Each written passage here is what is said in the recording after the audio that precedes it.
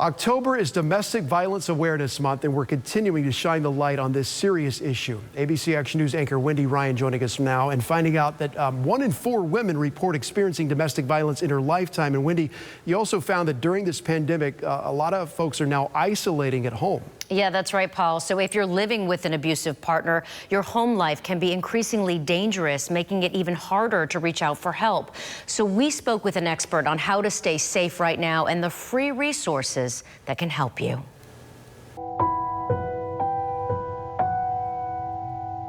Abusers are there all the time. So historically, survivors would either go to work and they'd call us on their lunch break, or they would call us when the abuser was at work. And that's not an option anymore. Roseanne Capoli is the Chief Program Officer for the Spring of Tampa Bay, a certified domestic violence center.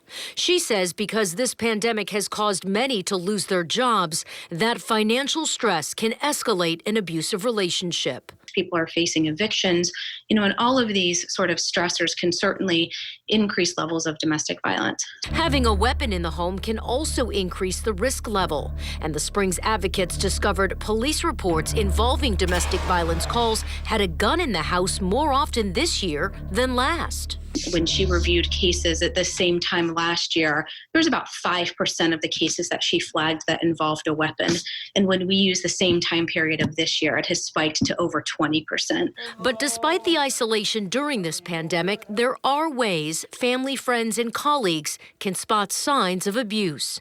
Capoli says pay attention during Zoom calls, since we're often in each other's homes.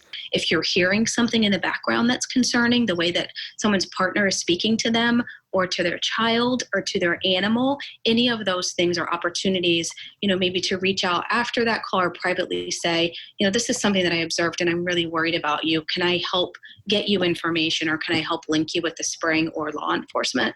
Since every abusive relationship has its own set of dangers, Capoli says everyone's safety plan will look different. So analyze your situation carefully. Walk through, even if it's in their mind, of, what is an easy exit? What's a door that they can quickly get out of? How to safety plan with young children that are in the home of how they can keep themselves safe or their younger siblings safe. If that's asking them to call the police or to hide somewhere or to notify a neighbor if there's something unsafe going on in the home. And if you feel unsafe calling the hotline, Capoli recommends ask someone else to call for you. The Springs free emergency shelter, legal services, and more can help you immediately. Nobody deserves to be abused under any circumstances, and COVID-19 is not an excuse that they have to sort of feel like they're stuck at home for the duration of a pandemic before they can leave. If you're in immediate danger, call 911 to connect with law enforcement right away. You can also call the statewide domestic violence hotline at 1-800-500-1119.